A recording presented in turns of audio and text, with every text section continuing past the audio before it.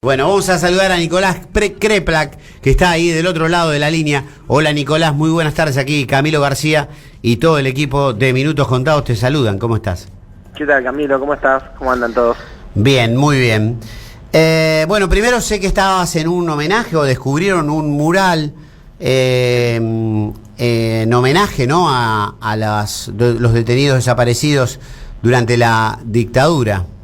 Sí, hoy estamos con muchas actividades en muchos hospitales en la provincia. Yo estuve participando en el Fiorito en Avellaneda, donde descubrimos un mural con el rostro y en homenaje a Susana Villaflor, que estaban dos nietos de ella, pero también había otros familiares de desaparecidas, y de eso también pasó en varios hospitales en toda la provincia, algunos de compañeros desaparecidos o compañeras, y a otros para madres también, o alegóricos a la memoria. En otros hospitales una placa, un poco la política pública en la provincia de Buenos Aires, particularmente en salud, además de intentar construir el derecho a la salud y trabajar fuertemente para recuperarlo, tiene todo un eje de los derechos humanos, de recuperar nuestra historia, nuestro pasado, porque entendemos que también con esa misma lucha que se vivieron en esos años, que fue la que costó 30.000 desaparecidos, es la razón por la cual ellos militaban, es lo que nosotros estamos haciendo ahora, que es intentar construir una patria más justa.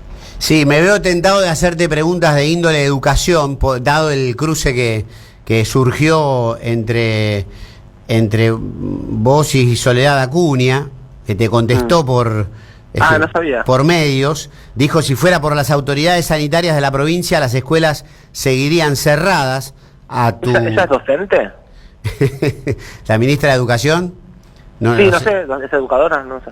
No, yo lo planteo desde el punto de vista sanitario, como sanitarista. Claro. Y desde ahí lo tiene que ver con reducir la contagiosidad, pero no lo planteamos nosotros, solo lo planteamos en el COFESA. Están todos los ministros de todas las provincias.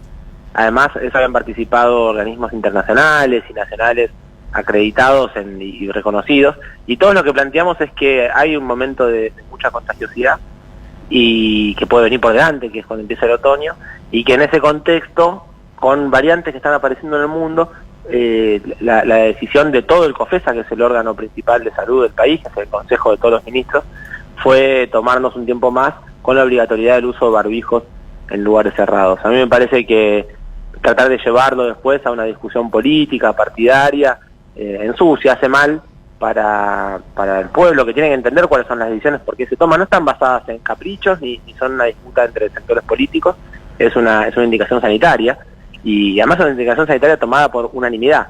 Entonces me parece que mejor habría que intentar, en todo caso, discutir otras cosas, qué otros modelos hay para entender la educación y etcétera, en lugar de chicanar. Me parece que no corresponde a lo que estamos haciendo nosotros, y yo lo decía seriamente porque la perspectiva sanitaria, incluso una perspectiva más holística que solamente el contagio de enfermedades, tiene que ver también con muchas esferas, y teniendo en cuenta todas esas esferas de la salud mental, de las relaciones sociales y vinculares de las personas, así todo, sabiendo que por supuesto usar barbijos no es algo natural y que estamos acostumbrados a hacer, así todo, en este momento la recomendación unánime es que sigamos sosteniéndolo por un mes más. Sí, se está multiplicando la gente con los barbijos en la calle, sobre todo ahora que hay bastante gripe, o hay influenza, hay otras cuestiones. Por supuesto, la cuestión salud es transversal a muchas áreas, como en el caso de lo que había dicho también Soledad Acuña, que si en el Estado consigue trabajo gente que no estudió, entonces era un mensaje, se estaba mandando un mensaje. No hay que faltarle respeto a los trabajadores y las trabajadoras que hacen mucho esfuerzo todos los días. Los trabajadores del Estado trabajan para construir los derechos que el Estado garantiza en la ciudadanía. Yo creo que el Estado es muy importante, lo defendemos. El trabajo es un derecho, además. El trabajo es un derecho, y el trabajo de los trabajadores de la salud, por ejemplo, es garantizar el derecho a la salud de la gente. El trabajo de los trabajadores de educación es el derecho a la educación. Y así hay muchísimos. Los trabajadores del Estado somos quienes ayudamos a que se cumplan con las cuestiones que son comunes, que son de todos. Y bueno, yo además algún estudio tengo para conseguir ese trabajo que conseguí, pero no me parece que tiene sentido sentarnos a discutir peyorativamente sobre otras personas. Me parece que eso no la verdad que podríamos hacer caracterizaciones y entrar en la riña en el barro, pero me parece que no le hace bien a la gente. La gente necesita, salir de esta pandemia lo mejor posible. Para eso se ha hecho una campaña de vacunación que ha sido tremendamente exitosa. Para eso se ha hecho un trabajo enorme en crecer en el sistema de salud. El sistema de salud que ahora vamos a tener. Seguramente, quizás si hay algún rebrote de COVID en este invierno que viene por delante, que es posible, pero además ya estamos viendo una ola adelantada de influenza, de gripe, que es una cosa que todos los inviernos aqueja a todos los sistemas de salud en Argentina y en el mundo, pero también una ola seguramente de enfermedades respiratorias y de bronquiolitis en los chicos. Y para todo eso el sistema de salud se preparó y va a ayudar a muchas cosas más. Pero pensemos que este año, por primera vez desde que empezó la pandemia, van a coexistir otras enfermedades respiratorias. Y es por eso que nosotros somos cautos y analizamos lo que está sucediendo en el mundo y tomamos estas decisiones y estas recomendaciones del COFESA. No para que entre en esta absurda riña politiquera que me parece que está de espaldas a la gente. La gente necesita saber cuáles son las mejores recomendaciones, llevarlas adelante, tratar de avanzar lo mejor posible en este periodo de tiempo y ojalá esta pandemia finalmente, después de pasado estos próximos meses, sea solamente un recuerdo del cual hay que aprender algunas cosas y también hay que duelarlo lo suficientemente bien, que seguramente no ayuda para nada a hacer este tipo de actitudes. Nicolás, mis compañeros y compañeras del equipo te van a saludar y hacer preguntas. Dale. ¿Qué tal, Nicolás? Ezequiel Orlando te saluda. ¿Cómo estás? Bien, ¿vos? Te quiero hacer una pregunta más sobre este tema, en esta línea misma, porque hubo un aumento de casos bastante, escalado en varios países de Europa que levantaron rápidamente estas restricciones contra el COVID, Alemania, Francia, Italia, Reino Unido, y estoy pensando justamente en la ciudad de Buenos Aires, en Mendoza, en todas estas jurisdicciones que siempre que Nación decide algo, ellos hacen una de más para diferenciarse o se adelantan o hacen exactamente lo contrario, siempre buscando diferenciarse, pero esta decisión del COFESA, pienso, ¿no? Todos estos países de Europa que ahora que tomaron unas decisiones similares a las de la ciudad, que ahora están viendo este aumento tan álgido de casos de coronavirus, ¿no? Sí, totalmente cierto, es como decís, hay una variante circulando, una subvariante de la Omicron que se llama BA2, que es un 30% más contagiosa que la Omicron que hemos tenido acá, que fue muy contagiosa, y que está produciendo en Asia, en muchos casos, y en Europa también, y algunos de ellos en algunos países, como pasa en Gran Bretaña, con mucha internación.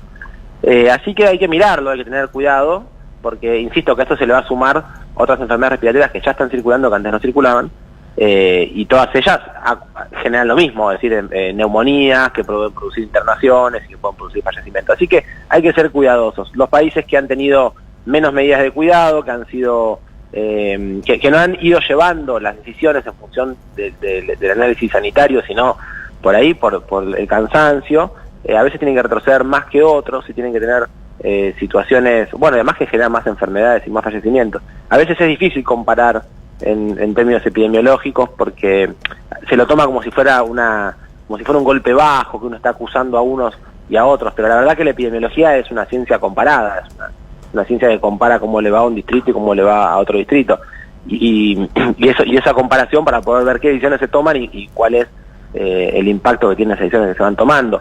Y en ese contexto nosotros tenemos una provincia que tiene una capacidad instalada en materia sanitaria muy inferior, por ejemplo, el de la ciudad de Buenos Aires, históricamente 4 o 5 veces menos camas por habitantes en la provincia que en la ciudad, muchas más determinantes sociales que generan condiciones peores de salud, que es más pobreza, más desigualdad, pero aún así en la provincia de Buenos Aires no hubo desigualdad en la distribución de esta enfermedad, no hubo ni más enfermos y más fallecidos entre los pobres que entre los más ricos, cosa que no sucede en otros distritos, pero además mucha menos mortalidad por población, mucha menos mortalidad en la provincia de Buenos Aires que en la ciudad de Buenos Aires.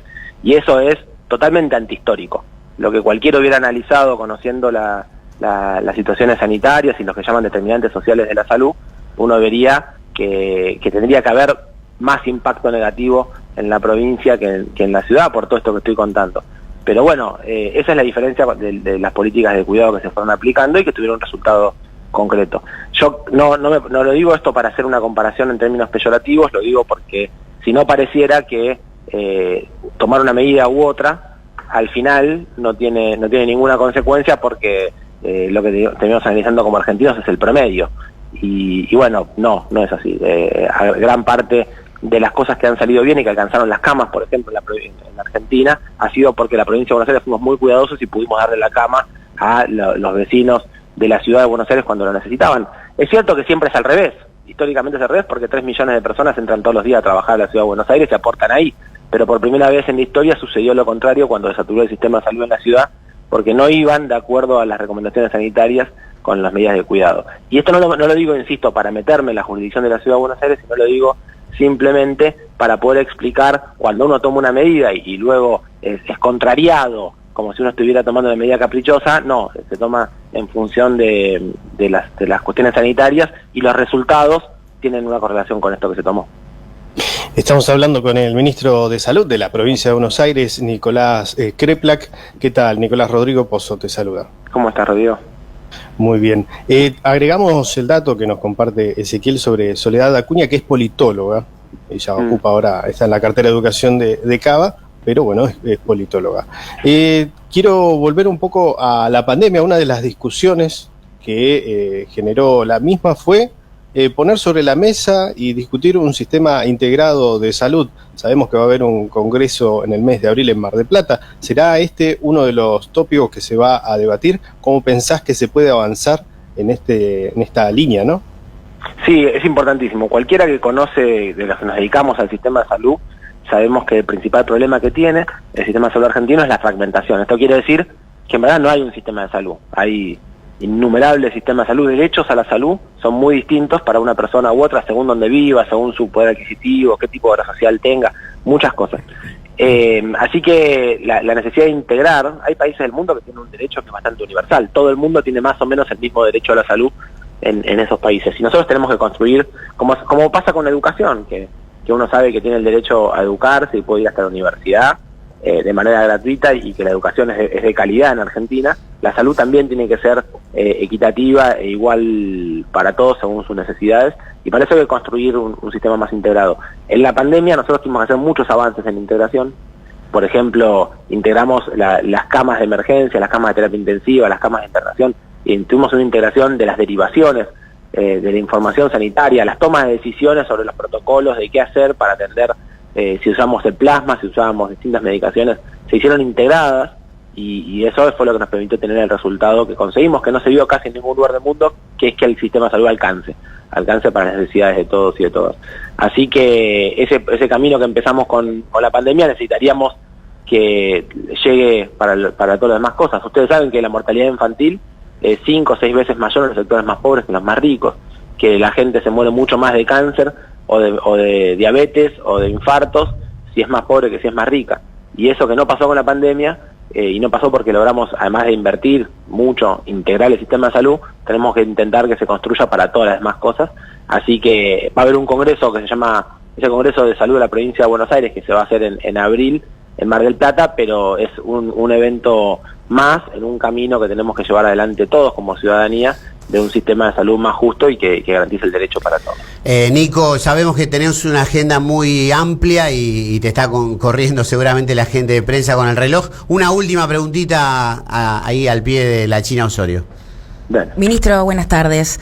Sobre esto que decía de la fragmentación, ayer justamente hubo un paro de 24 horas en todos los hospitales de la ciudad, hasta el personal de administración se adhirió, son muchos los sectores que están reclamando, no solamente en Capital Federal, sino que en todo el país, una reapertura de paritarias que no son reconocidos profesionalmente, también es lo que reclaman. Hubo cientos de despidos también por la no oficialización justamente de los y las trabajadores tomados en pandemia. ¿Cuál es su visión en aspectos generales sobre esto que está pasando? Sí, nosotros estamos en pleno proceso de paritarias ahora, en la provincia ya cerramos la paritaria de salud. Nosotros tenemos 2 leyes que regulan a los trabajadores, los profesionales y los no profesionales, digamos, para decirlo más simplemente. Ya la gran parte que son los no profesionales ha cerrado la paritaria y estamos trabajando para poder cerrar la de los profesionales, se llama la ley 10471. Es importante reconocer, mejorar las condiciones. Por suerte en la provincia en los últimos 2 años, desde que estamos en el gobierno, todos los años las paritarias le ganaron a la inflación, incorporamos a miles de trabajadores que hacían falta porque no habían sido tomados en los últimos años, pudimos regularizar cargos de personas que estaban tomadas de forma interina a pasarlos a condiciones de planta, concursar las jefaturas, bueno, se han hecho muchísimas cosas de los trabajadores, siempre falta, seguramente falte mucho más, pero el camino, lo importante es que siempre sea un poco mejor, y en salario y en condiciones laborales estamos mejorando mucho. Todavía, insisto, nos queda mucho camino por recorrer, porque además, sobre todo, la salud son trabajadores y trabajadoras que se organizan para utilizar tecnologías en defensa del derecho a la salud. No es al revés, la salud no son equipamientos y medicamentos, sino que son sobre todo personas. Así que hay que tenerlo de esa manera, la perspectiva para poder trabajar. Necesitamos que nos acompañen los trabajadores, que en general en la provincia de Buenos Aires nos acompañan masivamente. Nicolás Kreplak, muchísimas gracias por este tiempo, y las disculpas para la gente de prensa que seguramente deben estar ahí corriendo. Debe haber, perdón, otros compromisos en ciernes. Un abrazo grande, muchas gracias. Muchísimas gracias a ustedes, un abrazo grande. Nicolás Kreplak ha pasado por Minutos Contados, 3 de la tarde, 2 minutos.